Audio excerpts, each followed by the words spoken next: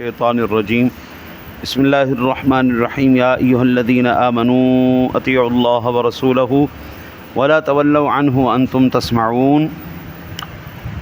اے ایمان والو، اللہ اور اس کے رسول کی اطاعت کرو اور اس سے اعراض نہ کرو جب کہ تم سن رہے ہو۔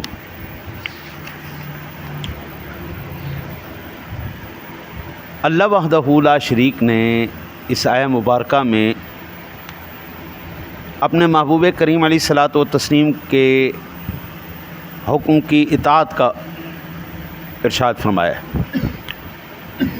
وہ کون سا حکم ہے جو بتایا گیا؟ یہ نہیں بتایا گیا، تو ہم یہ کہیں گے کہ جب مطلقاً بات کی جائے تو اس سے مراد ہر ایک حکم ہوگا۔ اپنے نبی کی اطاعت کرو، اب آقا جی جو بھی ارشاد فرمائیں وہ ہر ایک حکم اس بندہ مومن کے اوپر جس کو یہ پیغام دیا گیا اللہ رسول کی اطاعت کرو، اب اللہ رسول کا ہر حکم ماننا اس کے اوپر واجب ہو گیا، اور اس سے اعراض کرنا یہ حرام ہے۔ اعراض کرنا حرام ہے۔ اللہ وحدہ لا شریک نے جو اس آیہ مبارکہ میں ذکر فرمایا ہے، اس کا ایک اور پہلو ہے۔ اس کا جواب یہ ہے کہ اللہ وحدہ لا شریک نے جو بھی حکم دیا وہ تو ماننا ہی ماننا ہے، جو تحریراً ہے قرآن پاک کے اندر جو موجود ہے، جو آپ سرکار نے ویسے ارشاد فرمایا جس کو ہم حدیث پاک کہتے ہیں، وہ بھی ماننا ہم پر واجب ہے۔ اس کی ہمیں دلیل سورۃ الاحزاب کی آیہ مبارکہ 36 کے اندر ملتی ہے۔ وما كان لمؤمن ولا مؤمنة اذا قضى الله ورسوله امرا ان يكون لهم الخيرة من امرهم ومن يعص الله ورسوله فقد ضل ضلالا مبينا۔ اور کسی مومن مرد اور کسی مومن عورت کے لیے یہ جائز نہیں کہ جب اللہ اور اس کا رسول کسی کام کا فیصلہ کر دیں تو ان کے لیے اپنے اس کام میں کوئی اختیار ہو، اور جس نے اللہ اور اس کے رسول کی نافرمانی کی تو بے شک وہ کھلی گمراہی میں مبتلا ہو گیا۔ اب اس آیہ مبارکہ میں یہ بات واضح کر دی گئی۔ اچھا، ایک بڑی خوبصورت اور گرامر کے لحاظ سے نقطہ اس آیہ مبارکہ کے اندر ہے۔ جب بات کی جاتی ہے، عربی کے اندر کلام کیا جاتا ہے، تو اس کلام کے اندر جس سے مخاطب ہوں وہ ایک ہوگا تو واحد کی ضمیر استعمال ہوگی، دو ہوں گے تو تثنیہ کی ضمیر استعمال ہوگی، اور اگر تین یا تین سے زائد ہوں گے تو اس کے لیے پھر ضمیر استعمال کی جاتی ہے جمع کی۔ واحد کے لیے الگ، تثنیہ کے لیے الگ، اور تین یا تین سے زیادہ کے لیے الگ ضمیر استعمال کی جاتی ہے۔ لیکن اگر ہم اس آیہ مبارکہ میں دیکھیں تو تثنیہ کی ضمیر نہیں آئی، واحد ضمیر آئی ہے۔ ضمیر اس میں واحد کی استعمال کی گئی ہے۔ اب یہاں پر امام راضی رحمۃ اللہ تعالیٰ علیہ نے بڑے خوبصورت نکات پیش کیے۔ پہلی،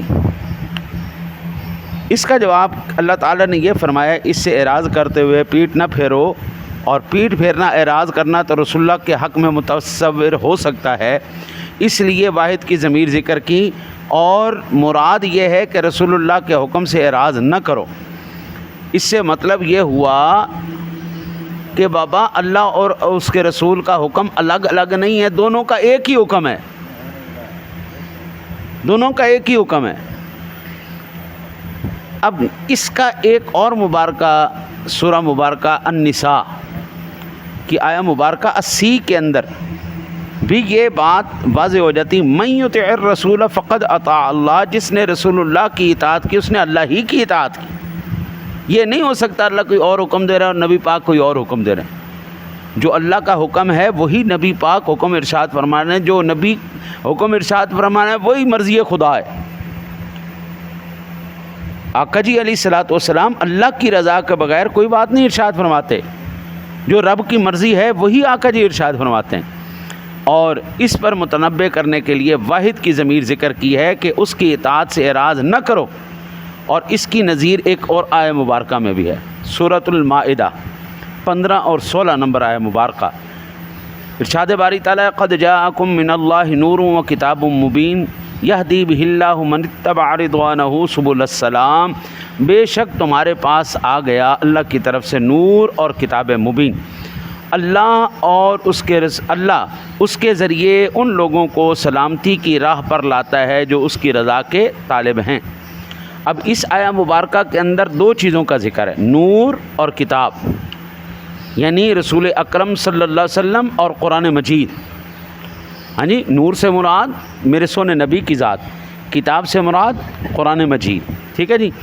اس لیے یہاں بھی یہ بظاہر تثنیہ کی ضمیر ذکر کرنی چاہیے تھی، لیکن اللہ ان کے ذریعے جو ارشاد فرمایا، اللہ اس کے ذریعے ان لوگوں کو سلامتی کی راہ پر لاتا ہے اور اس کی رضا کے طالب ہیں، لیکن چونکہ رسول اللہ صلی اللہ علیہ وسلم اور قرآن مجید کی ہدایت ایک ہی ہے اور اس پر متنبع کرنے کے لیے واحد کی ضمیر لائی۔ قرآن کی تعلیم وہی تعلیم ہے جو رسول اللہ کی تعلیم ہے، قرآن کی تعلیم اور حضور کی تعلیم الگ الگ نہیں۔ اطاعت کا حکم ہوا تو اللہ وحدہ لا شریک نے اپنے اور محبوب کے درمیان کوئی فاصلہ نہیں رکھا۔ ایک مولانا فتویٰ دیتے ہوئے وہ یہ کہہ رہے تھے کہ شرک کی تعریف کر رہے تھے، شرک کی تعریف کرتے ہوئے وہ کہتے تھے اگر اللہ اور اس کے رسول کا نام اکٹھا لیا جائے تو یہ شرک ہے۔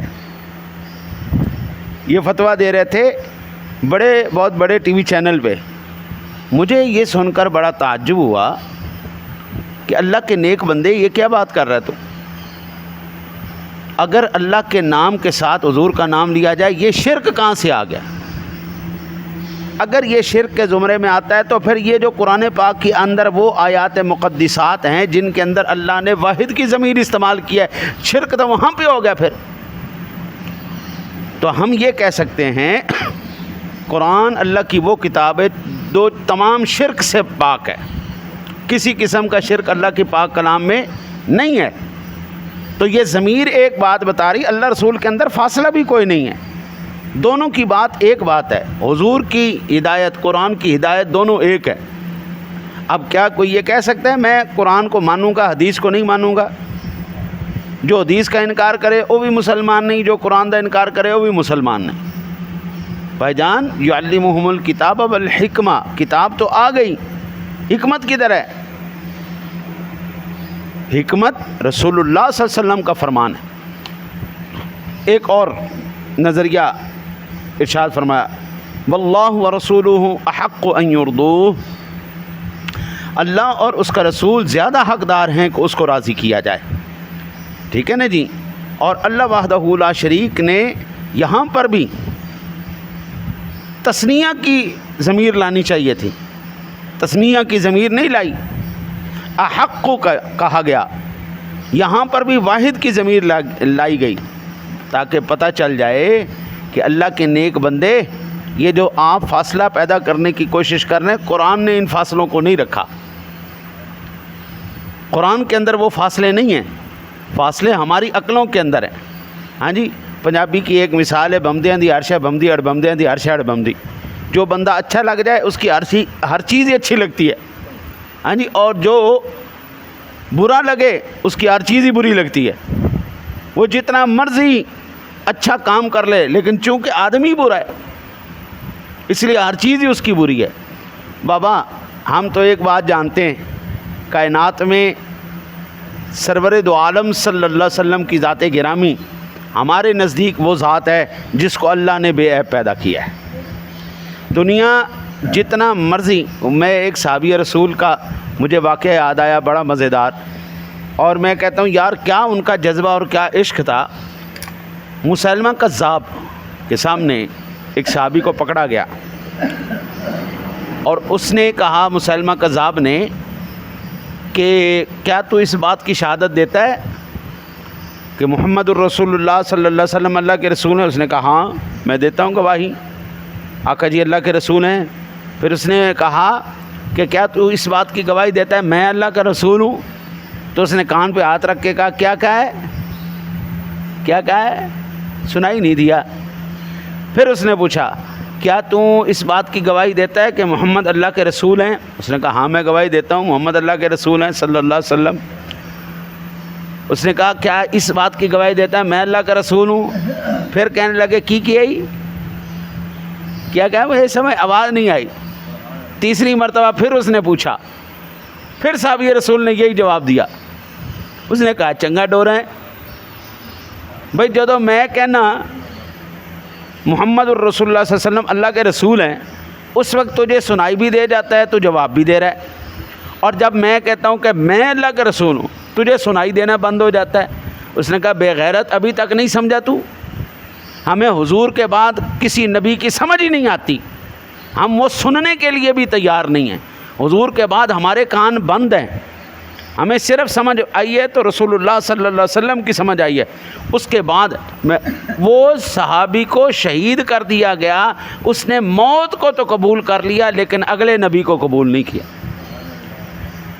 آپ یہ اندازہ کریں، مجھے ابھی حیرت ہوتی ہے ان لوگوں کے اوپر جو حضور کے بعد نبی ماننا چاہتے ہیں۔ کہتے جی ذلی نبی آ سکتا ہے، ملی آ سکتا ہے، کوئی کلی آ سکتا ہے، کوئی جزئی آ سکتا ہے۔ میں کہتا ہوں کوئی بھی نہیں آ سکتا۔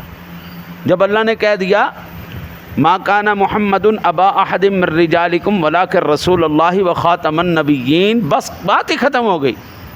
اب چونکہ چنانچہ حالانکہ یعنی کہ اب ہمیں کوئی بات سمجھ میں نہیں آتی۔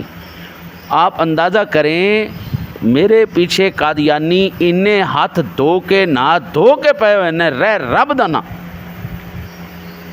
کل 15 سے 16 لوگوں نے مجھ سے رابطہ کیا، قادیانیوں نے۔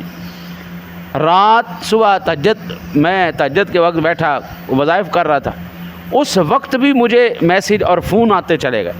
میں کہا مرداروں لے جاؤ مگروں، میں تمہارے اس جو جھوٹا نبی اس پر لعنت بھیجتا ہوں۔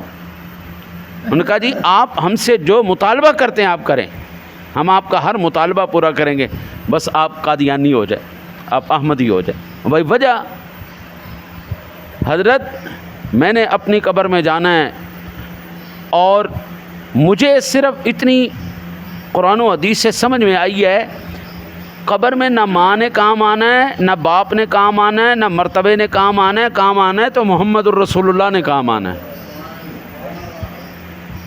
ہم نے تو یہ پڑھا ہے حضرت، لوگ مجھ سے ناراض ہوتے ہیں ہو جائیں، ہمیں کوئی پرواہ کوئی نہیں جی۔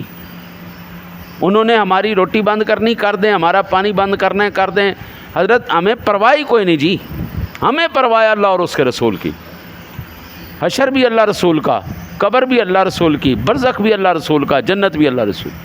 دعا کرتے ہیں اللہ تعالیٰ آپ کو مجھے عمل کی توفیق عطا فرمائے۔